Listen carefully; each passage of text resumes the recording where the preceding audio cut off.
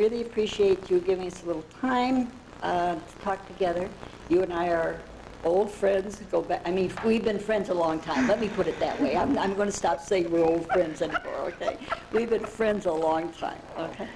And I know that you were the first youth to be enrolled on Barbados. And I'd really like to have you tell me a little bit about that.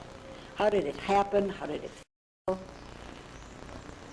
Well, you want me to go from the very first time I hear about this crazy religion?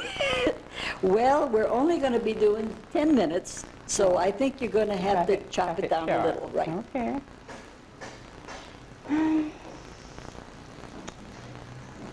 When I first heard about the Baha'i Faith, it was from a gentleman named Mozart Newton.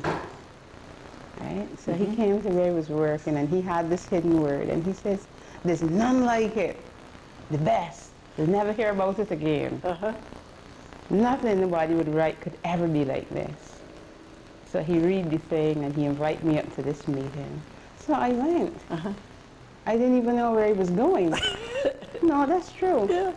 Because I'm not a going out person. All right. So I went up to Christ Church, and then I couldn't find the house. So he told me it's a house that looked like a church.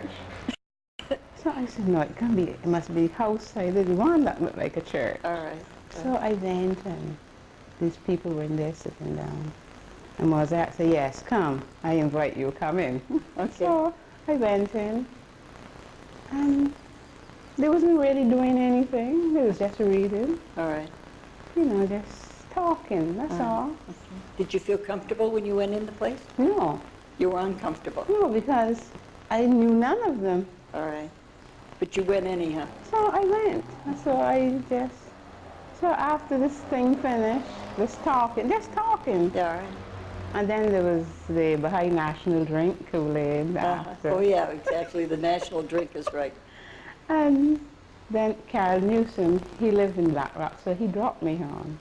And he said, "Hazel, you coming back?" I said, "No, I don't know, because, you know, all I see people doing is reading and talking and nothing." But I went back, and I keep going. I know one day there was this thing, the feast. All right. I didn't know what it was, But we were to have this feast. And Mozart told me, "Come, you gonna like it. Come, you gonna like it. It's a feast, you know. There's nothing else like it. Come." So I went. But how I get there was terrible, because I was working at the Vista then. And when I went, I didn't have any bus fare. So I walked from there to Enterprise. how far of a walk was that? How long did it take? Well, I leave the Vista around 3 o'clock, and I got up there after 5. Okay, it's a good 2-hour walk. Okay. So I went, and when I got there, nobody was there. Just the lady and myself. Which lady was this? Etta Woodland. Okay, Etta Woodland. So- She was the first steady pioneer to Barbados, right? Okay. So I went, and she says, "Come in." Because this is my second time going to the house now. All right. So I went in, and I said, "Where's the people? Where's the feast?" She said, "Oh, they'll come." And we wait, and nobody came. Had you enrolled by this time? No, not yet. Okay. Not yet. All right. It wasn't like, it wasn't feast like now. Okay. You know. All right. So we sat there, and she turned the light off, and nobody came. And she said the removal difficulties, and then she read a prayer from the book. And she asked me if you want to read one. I told her, no, I don't want to read any. So then she said that was the feast. And then Mozart came. And then we had Kool-Aid and sweet bread, like with coconut bread. And I said, "But Mozart, nobody can come, you know."